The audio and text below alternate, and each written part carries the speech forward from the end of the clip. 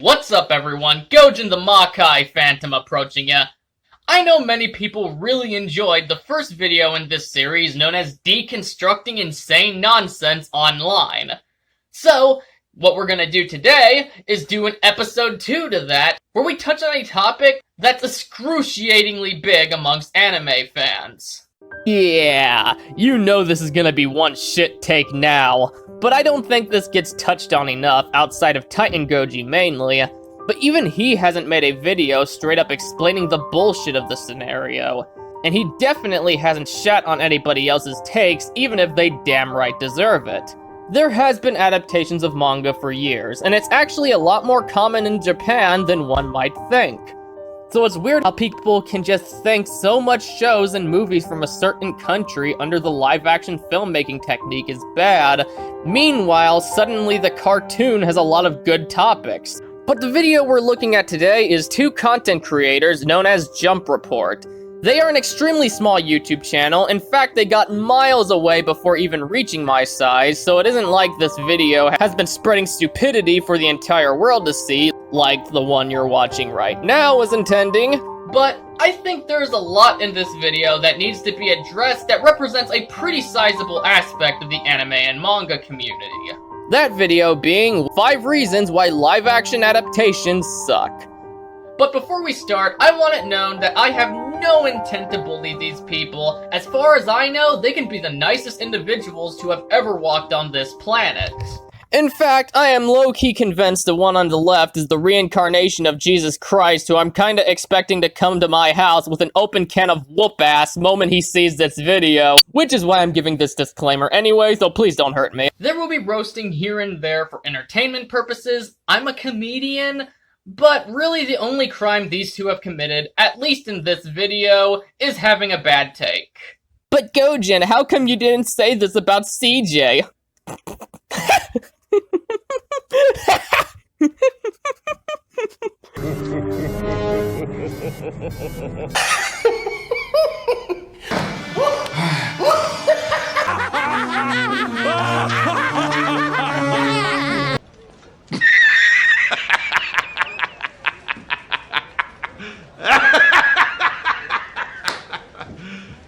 You serious? Pay for what? Savior Jesus Christ. Would you have a couple of seconds for that? No, I'm actually super busy right now. I'm about to record a YouTube video. Oh, let's just take a couple of seconds. No, I don't think you understand. It's like, we're just about to start. Let's just take like 5 minutes. Yo, why do I get the feeling this is an excuse plot to some gay porno they attempted to upload to YouTube, but then Mama Susan barged in and said, hey, you can't post that shit here. But then they were just like, oh, fuck, we already put the effort in, might as well cut out the juicy bits, cause these two dudes ain't got Pornhub no more. Hey, what you doing? Not much, just making a YouTube video. How would your viewers like to get a glimpse of my cock up your ass? Hey, that's a great idea! Wait, what? Also, why does the dude on the left look like Tobey Maguire's redneck cousin from the deepest, darkest hills down the south nobody wants to talk about besides Jeremy from Geeks and Gamers? Well, gosh darn, my cousin out here in Hollywood playing Spider-Man for the 4th time while I'm staying at Ma's house making shitty YouTube videos. And we're also going to talk about the failures that a lot of live-action adaptations have had. Pretty much all of them have been failures. And right off the bat, I'm already concerned these two are smoking shrooms up the other's ass, which eventually led to both parties puffing in the wrong smoke that manifested into this. No wonder the video is such shit! Cowboy Bebop isn't based on any other material, so that Netflix show would fall under the category of a remake rather than just another adaptation of the manga. I already think it's bullshit of the whole remake's bad argument, but this is something anime fans like to do. They take something that's general amongst all media, and they make it simply about them, just so their cartoon feels a lot more special than it really is. A lot of quote-unquote anime tropes aren't even exclusive to anime. These are very common amongst other forms of Japanese media, which you know if you decided to branch out more of what the country had to offer, other than just looking out for their animated stuff. Shows like Kamen Rider has a lot of tropes you'd see from a shonen series. But that's because, like Marvel is in the United States, the main demographic in mind is young boys, just like shonen shows and manga, which, fun fact, shonen translates to boy in Japanese. So everything under that umbrella means it is, at most, targeting 14-year-olds. And before someone grabs the Wikipedia and be like, but Gojin, here it says it's all for young teens. Guess what? Doing further research more reliable than the American Wiki would tell you that is bull. Teen is simply the maximum age, which is fine. Target demographic is irrelevant to quality, and I'm pretty sure most of us like more stuff aiming for a different group of people as the main priority than we'd like to admit. But that isn't the point I'm making here. People often put Eren Yeager from Attack on Titan and Haruo from the Godzilla anime trilogy under these stupid labels, but the character style was created from Captain Ahab and the story Moby Dick, which became big in Japan, particularly with the Godzilla franchise, with characters such as Akira Yuki, Misato Tanaka, and even Ayana Hidasaka in Gamera 3 Revenge of Edis. Jesus, some of these traits you like to put under just or mainly anime isn't even a Japan-only trope. Find shit like people trying to lose their virginity, the perverted loser friends, and stuff like it in a lot of sex comedies from the 90s and early 2000s. Some cases beforehand, and even will discover a bit today if you're looking hard enough. Another trait I see people in the West equate to anime and manga is the screaming at each other during battle. But little do they know this is a thing in Japan as a whole.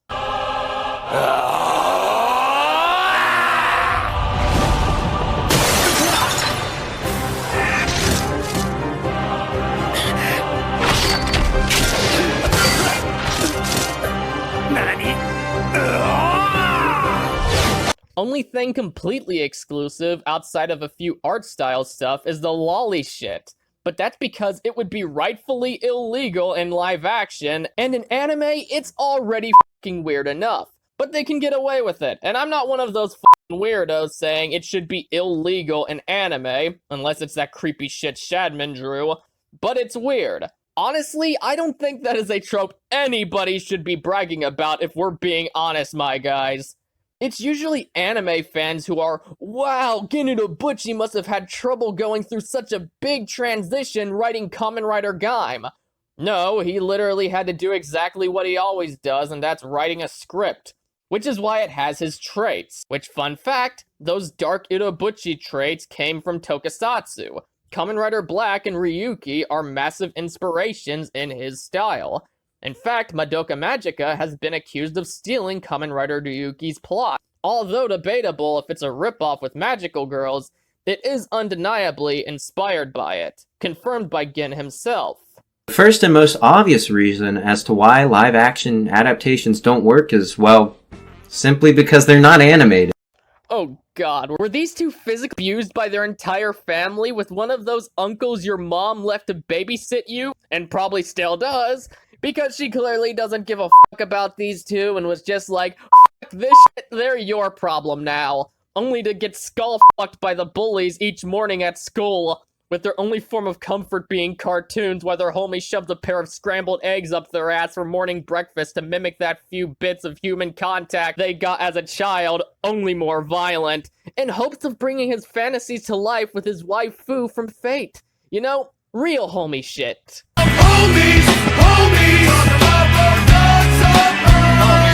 Animation allows for a work to live in the fantastical and unreal. We as an audience don't expect animated works to be real. I'm sorry, this point lacks any open-minded nature and is biased in all the worst ways. Well, not to the level of racism, but whatever. First of all, art in general is made to go into a completely different realm than our own. Some is more realistic than others, but that shouldn't determine if it's good or not. Our imagination should be allowed to go wherever it wants when we got a vision, and limiting some visions to one technique is a bit ridiculous. But okay, if you can't suspend your disbelief for certain concepts in live action, then how can you suspend your disbelief for animated drawings at all? They are not real people, and if you have trouble being sucked into a crazy concept with actual human beings, I fail to see how just watching animation is even an option. I get having trouble suspending one's disbelief, but that should fall into failed qualities like bad acting, writing, anything like that, rather than a crazy idea brought to the screen. As for my next point, ever notice how this is only a thing for stuff that was a manga or animated series prior? I don't know how consistent these two are with this point, but a lot of anime fans tend to enjoy other off-the-wall shit like Star Wars or Marvel. But if it's a manga first, bro, you can't adapt that, it's too otherworldly. Plus, not all anime and manga is off the wall. People hear Godzilla anime, they want something like Dragon Ball instead of what we got. It's why people stating stupid shit like Godzilla Final Wars is more anime than the trilogy and Singular Point is absolute cringe and I hate it. But let's step out further with stuff unrelated to my favorite franchise. Oldboy, for example, a very serious crime thriller manga that's often overshadowed by the Korean movie based on it. Now, I have not read the manga in its entirety myself, but I've done my research, and though it's well received by those who read it, most people tend to say Park Chan-wook's adaptation is superior, which I'd probably agree since the film is a masterpiece and blows 90% of anime based on manga out of the water. But I digress. Stuff like Oldboy, Monster, amongst other stuff, isn't really anything batshit crazy, which isn't as uncommon as both the anime fans and haters would have you believe. Similar to live action, some stuff is more realistic than others, which is good. There's a sense of variety for each viewers to tune into. For those who don't know what suspending your disbelief means, it basically is when you see something that doesn't quite seem real when you're watching a show or a movie, but you kind of agree to ignore it for the sake of your own enjoyment. Oh god, don't f***ing tell me he's explaining what suspension of disbelief means to his audience. I get they're probably special ed kids who can't even read, but that is the one thing they probably understand. Weird or bad CGI interacting with humans, it definitely can take one out of the immersive experience. Wait. Hold the fucking phone. Attack on Titan has bad CGI? I'll admit, some things in Attack on Titan look better than others, but for the most part, it looks really good, especially considering this is a less than Hollywood budget film that has a lot of digital effects used. But here, dude, the detail on that thing looks great, and his hands connecting with the people is organic and feels heavy. Oh, and most of the effects in this movie aren't purely digital either. It is a drawback to what inspired Attack on Titan from the beginning, which you probably don't know because you are too busy stroking Hajime Isayama's cock while he writes the next chapter. Oh my god, Attack on Titan is so deep and original. Those inspirations would be Godzilla vs. Biollante, which is where it got some of its plot points like mankind trying to deal with beasts with some human relations beyond what we are able to understand, but still messing with it regardless how much it screws us over. Then you got the fact these are both giant behemoths that are a product of our work who share DNA but oppose each other nonetheless. The Gamera trilogy, particularly Guardian of the Universe, as Hajime Isayama stated himself how the Titans pretty much come in packs to feast on humanity came from the groups of Gyaos.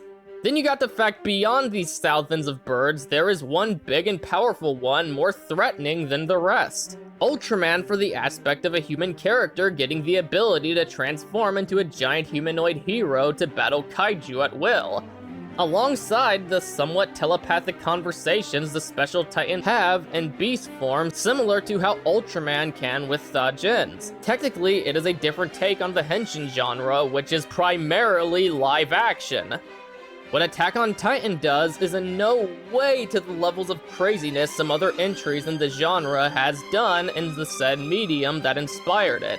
And most noticeably, another kaiju movie from the crew who brought you a lot of those being War of the Gargantuas, featuring two human-like beasts with one good, the other evil.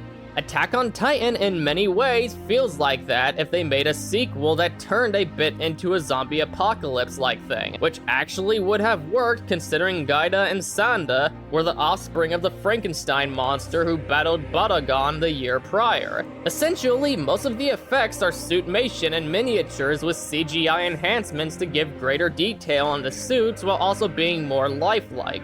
Let's pretend for a minute that the special effects in Attack on Titan are so bad.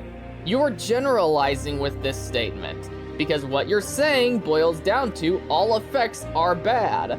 Nothing in the real world should be put to screen outside of a cartoon. What do you watch in live action? Rom-coms?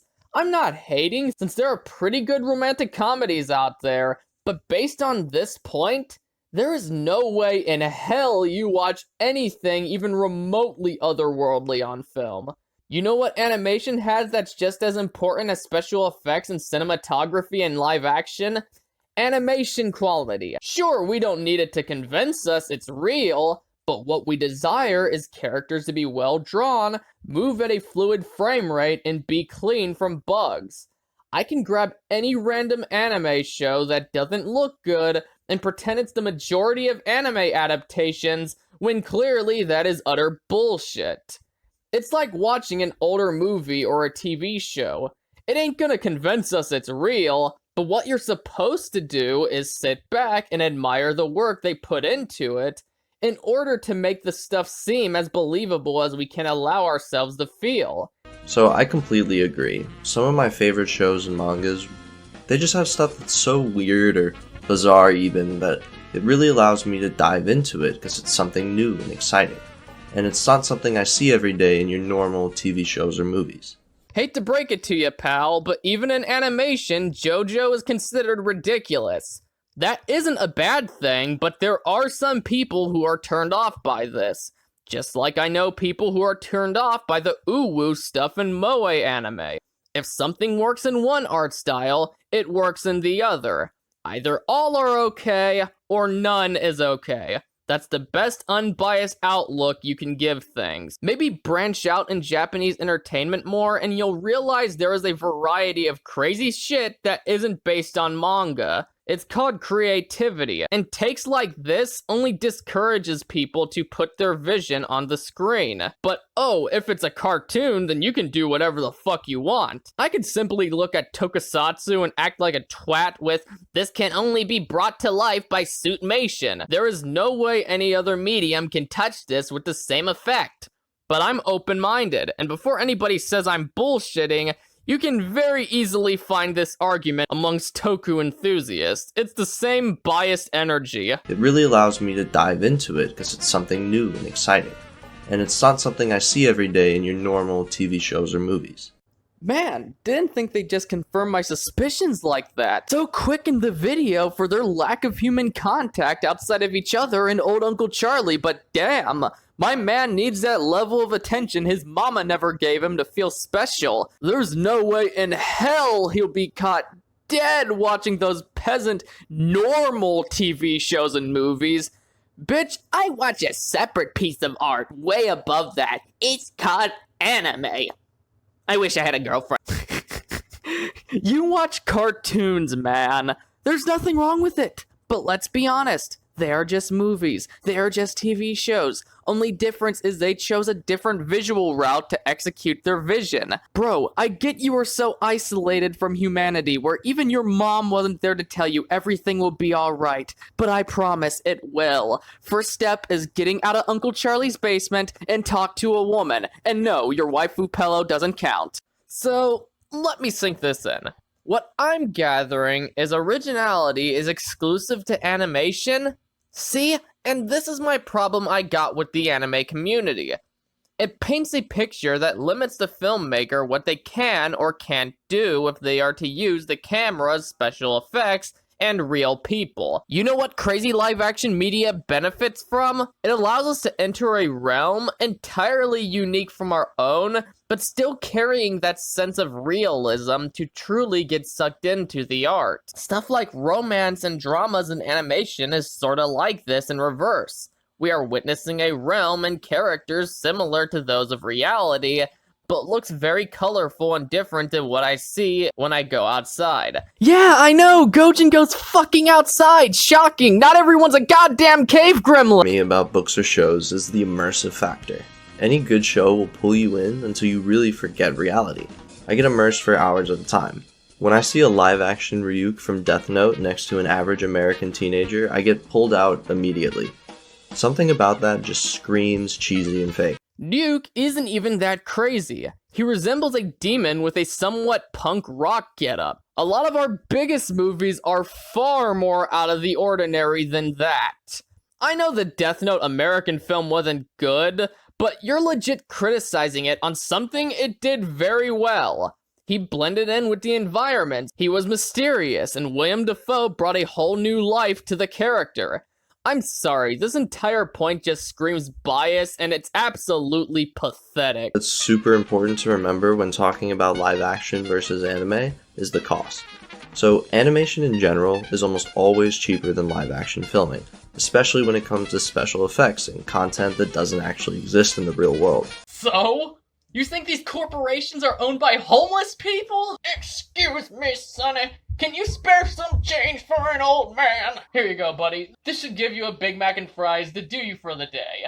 Actually, no. We're saving up for a new upcoming live-action Naruto movie, and we need some money for it. You son of a... Often what they do, they put their all into a property they expect money from, because they want to profit from it. These live-action adaptations, like it or not, they come to expect profit. Also, I find it funny you bring up a Hollywood adaptation in comparison to that of a Japanese TV show, and then you go on about Game of Thrones, which is still a massive fucking budget considering it's for a subscription service instead of free TV.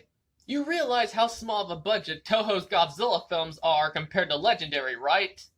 In Japan, they're labeled high-budget movies, but in America, they're pretty much running on a micro-budget in comparison.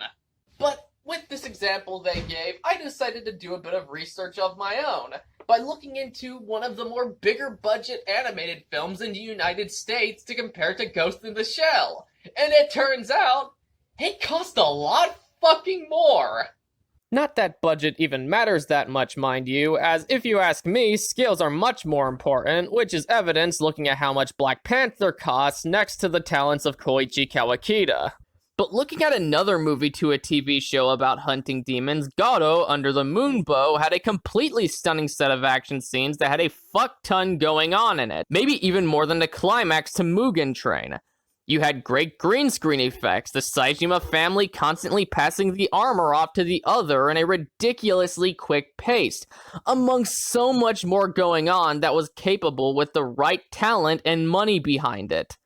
The Fullmetal Alchemist movie, it wasn't great because the script, well, was a crammed mess that wanted to push multiple arcs in the first chapter, but the budget was high to the point they got the help of Warner Brothers, and Alphonse looked shiny, and his interactions with Edward Elric were fantastic and realistic. An advantage that animation has over live-action adaptations is its diversity and style. Right. This point kind of pairs up with the first, but animation has the ability to make itself radically stand out and be diverse visually from its peers. Take a look at the animation of JoJo's Bizarre Adventure, Spirited Away, Redline, and Fooly Cooly. All of these are anime, but each are so vastly different in aesthetics that it's crazy to think that they're all related in some way. In animation, you can get some crazy stuff, particularly in comedy, that's more exclusive to that in terms of what you get on the eyes. While in live action, you get the advantage of seeing real people in a somewhat realistic looking world to make it easier to connect with. But the examples you've shown, again, aren't exclusive to anime technique. You can explore a large variety of live-action media that really plays with your mind visually. You can connect only to those works. Stuff like weird clothing and bizarre gestures shouldn't be an issue for the film or show's world. I'm pretty sure if Star Wars was a manga first and got a live-action adaptation, people would be like, oh god, look at all these stupid cosplays. Like, nobody dresses like this in real life, and that's okay. What sense does a cosplay argument even mean? Like, what could you do that could make these outfits look better without changing them entirely? If we talking about something like armor looking weak, fair enough. But just everyday outfits, hairdo, etc.? That is literally what it is in animation, a visual. But even then, some live-action adaptations changed that, like in Attack on Titan, Ottoman's hair was brown instead of blonde.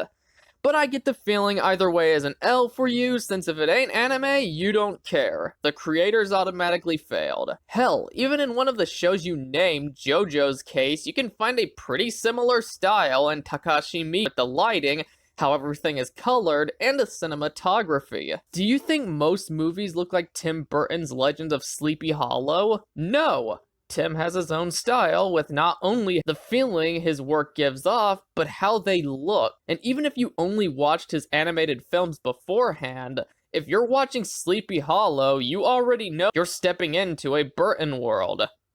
To be honest, the points made in this video, it blows my mind I even need to debunk this crap. Shit should be obvious. I know I make fun of Marvel fans, but at least they're more open-minded than this. Yes, a lot of superhero outfits look stupid if you look at them realistically. They're awesome if the artist knows what they're doing. Movies and TV shows are an art form, so why should certain visions be exclusive to a specific type of pencil or paintbrush? Bring to life your vision how you want it to be. The dilemma that they face is how they wish to handle the original material.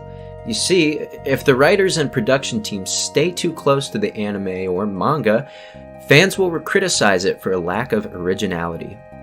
However, deviate too far and the material will receive criticism for being too different or losing sight of what made the animated or manga version so special.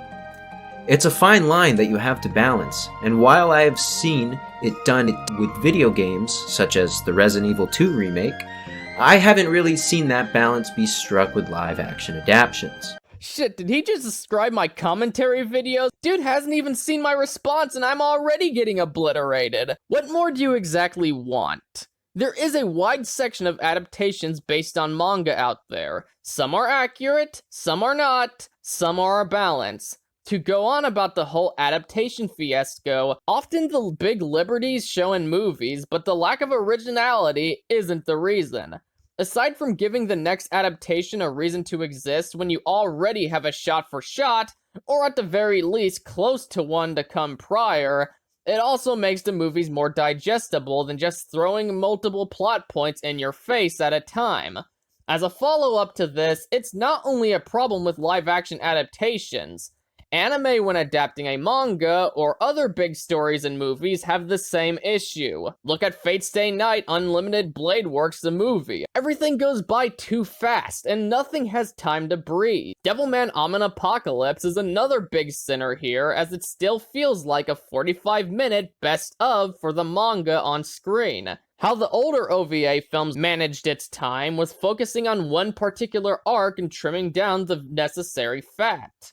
And to make the second movie catch up to date, it simply skipped the sequels to sell the current chapters. There is also the Berserk Golden Arc trilogy, which I admittedly haven't seen myself, but I heard despite even being a trilogy, some stuff just happens to see what they had in movie format of the heavily beloved arc and high-budget animation. Now, many people are gonna cry at this point because it is a hot take, hence why I generally don't bring it up for examples of good live-action adaptations, even though in my opinion they are, but they did it well. The Attack on Titan movies cut corners in the proper moments.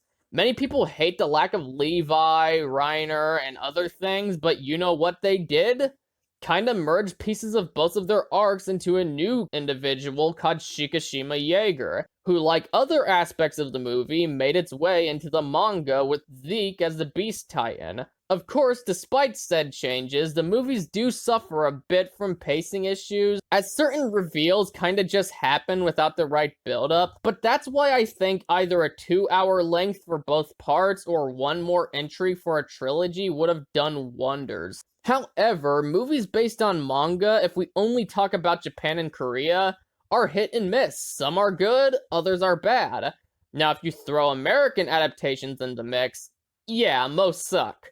But that's because we don't do animation adaptations. We only do live action. And for those who don't know, we have a history for fucking up foreign material in general. It's not just animation and manga. One Miss Call is a perfect example of an American remake of East Asian film that highly missed the mark of the Takashi Miike masterpiece. It lacked the unique atmosphere and the terrifying imagery, and the characters turned the film into just some shitty 2000s ghost movie with no personality to speak of. There's occasions we hit with our takes, but they are in the minority compared to the crock of shit we normally put to the screens. Cowboy Bebop, just from what I heard, falls on the latter, as sad as that might be. Now, with movies being hit and miss, TV shows with adaptations of manga is usually where it's at, regardless which technique we're talking about. But that's because in television and web show format, there's generally much more time to fit in the plot points to develop them to their further potential. Sometimes it was already there in the original source material, or some of the liberties the writers took wanted to be different, while still including a big chunk of the manga, which leads to the portion of it coming half-baked. Fun fact, a big chunk of live-action TV shows in Japan are based on manga. It's not seen as this taboo thing because, like anime, there's no reason why it can't be good other than your personal biases. Even in Japan, when live-action adaptations are looked down upon, it's more often than not referring to Hollywood's poor takes on their work. A big reason for this probably has to do with the fact people in Japan know anime is not a genre, and all these cute little nicknames you weebs give the genres are simply stuff you can get in live action only to feel special. Ecchi is essentially erotica, as it offers aspects to the plot that's often made to excite and sometimes can serve importance to the plot, despite what the stereotype would have you believe that it's all stupid fan service, which you can too find in live action.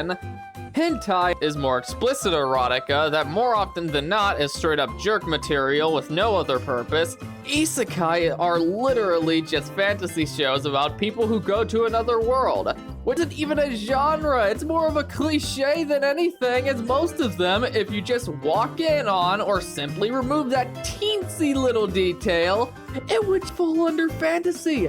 That plot even exists here with stuff like Turok Evolution and all the fucking darkness. Slice of life literally just means it's a comedy, drama, or whatever the fuck you see in just a normal everyday world that may or may not have some goofy shit sprinkled around. Shonen? That's not a genre, kill yourself. You could also do a movie and a TV show like Ryuhei Kitamura did with Sky High. This is a lot more niche here in the West, but to those who don't know Ryuhei Kitamura, he's pretty much known as the Japanese Quentin Tarantino. His most well-known work here in America is pretty much that of Godzilla Final Wars, which is an entry you either love or you hate.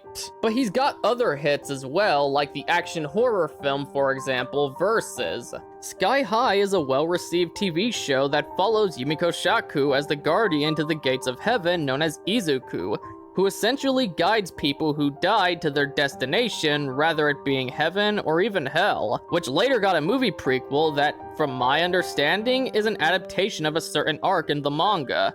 Similar to how Demon Slayer Mugen Train didn't put all of Demon Slayer in a movie or two, but put one of the major arcs into the cinemas instead. It's a good tactic to build a community off your TV show to develop its story and allowing people to tune in for free at the comfort of their own homes, while putting the huge stuff on the big screen so the movies don't have so much weight on their shoulders. However, some people feel that those compromises ruin the experience and would prefer to just get the pure, definitive experience offered by other forms of adaptations. Honestly, I'm of the opinion that if you have to compromise what made the original story good, you probably shouldn't be trying to adapt it. The exception here is if you make a great improvement to the original story, or have a really interesting or unique take on the story. Okay, why? It's a unique experience that whether or not it's better, worse, or on par with the original creation, It's something new and different to have some aspects of familiarity while standing at its own piece. Again, why does this just go for adaptations of manga? Some people, like myself, feel Peter Jackson's King Kong is an improvement to the original in multiple ways, but that doesn't mean it ruins the experience of the 33 classic. It, till this day, is a masterpiece that offers a similar yet different enough experience. The whole "this change is inferior" argument sounds reasonable on the surface, but when you really boil it down, is an emotional-driven response lacking any form of objectivity. Now, unlike these guys, I'm gonna explain what I mean. What these dudes are talking about is concept instead of how it's executed. For example, they have to like the idea, not how the artist brought it to life. Sometimes when putting it in a movie, a liberty is objectively important and the superior option to avoid cramming it in. Marvel movies do it too, and does it mean they shouldn't exist? No. Hell, even most TV shows do it in some way in both techniques because in the end, sometimes people want to add their own touches rather than living under someone else's shadow. Another point worth bringing up that fans might feel about live-action adaptations of Netflix's shows, such as the anime Cowboy Bebop, the anime One Piece, and the anime Avatar. Well, technically, if we were gonna actually really classify it, while it does.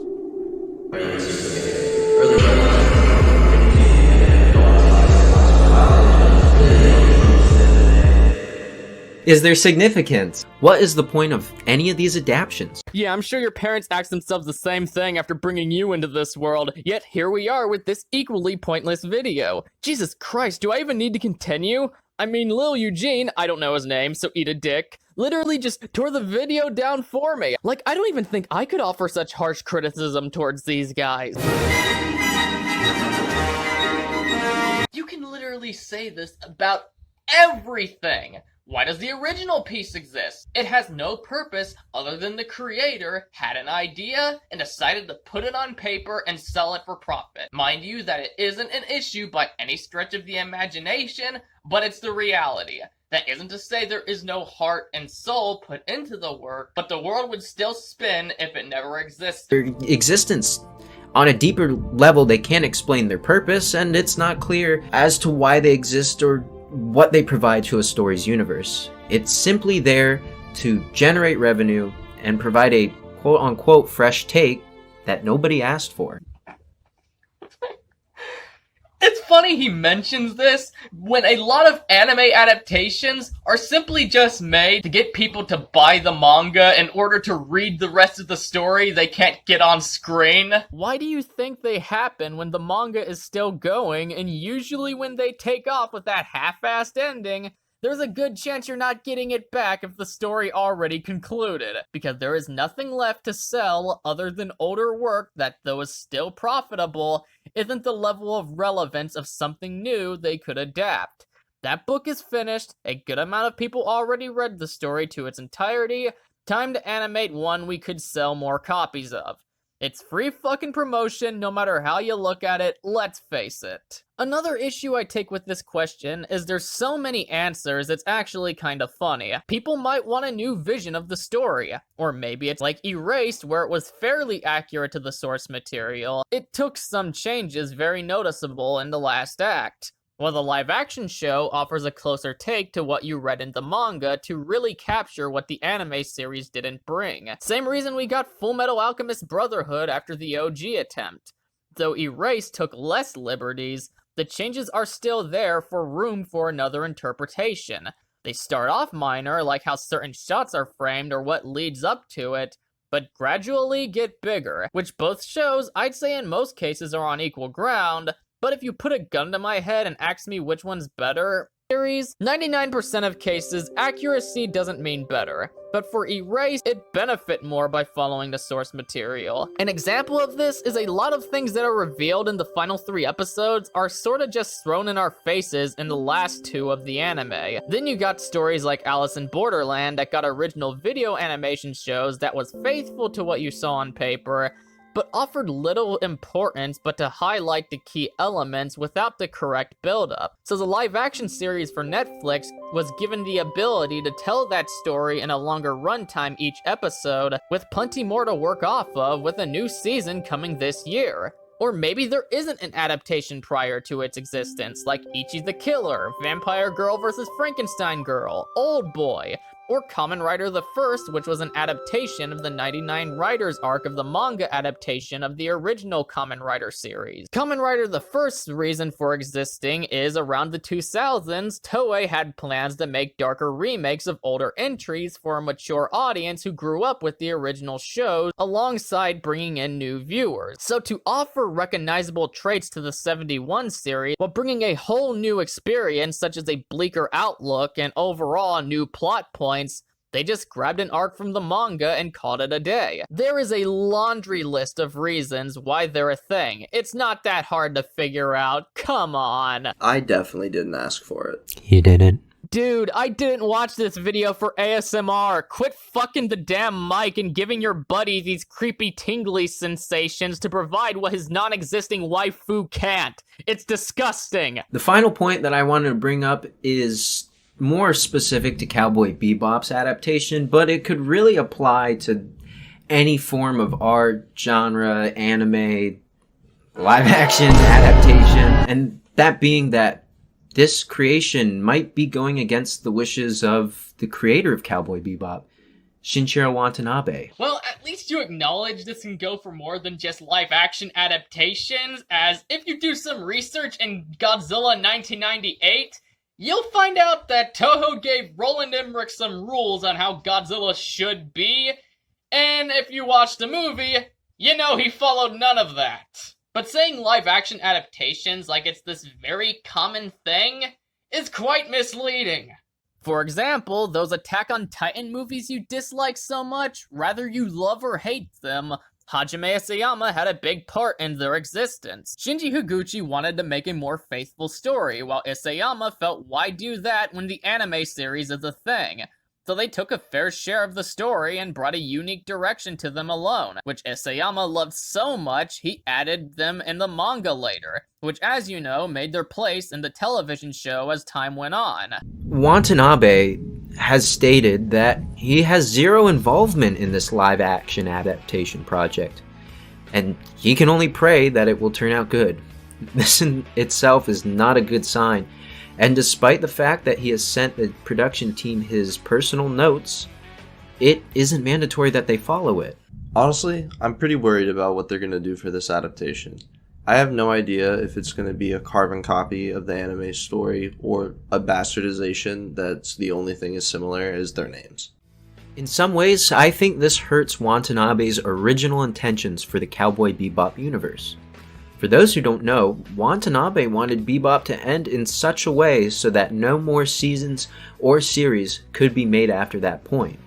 I'd understand this if it was a sequel, because the original series ended in a way you were meant to interpret if Spike was dead or if he just passed out on the scene. But it is a remake. It has no connection to that series at all, so the existence of it is fair game. Make no mistake, I have very little interest in the show, and from what I heard, it's complete dog shit. But why should the ending of an entire new universe affect a remake from happening? What sense does that make other than emotional value?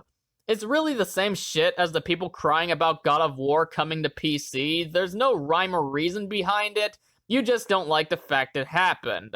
That being said, we have reached the end of the video, so comment your thoughts down below, and if you enjoyed it, please smash the button, share it around, and subscribe. Make sure to hit that bell for notifications to keep up to date on all my future content. Also check out my alt tech and social media accounts. Links are all in the description below. Especially check out my Discord server. Lots of cool stuff going on over there. And also, go and give Anime Anteiku a look. They have been very helpful for me, they post cool stuff, and are overall cool dudes. This is Gojin the Makai Phantom, leaving the building.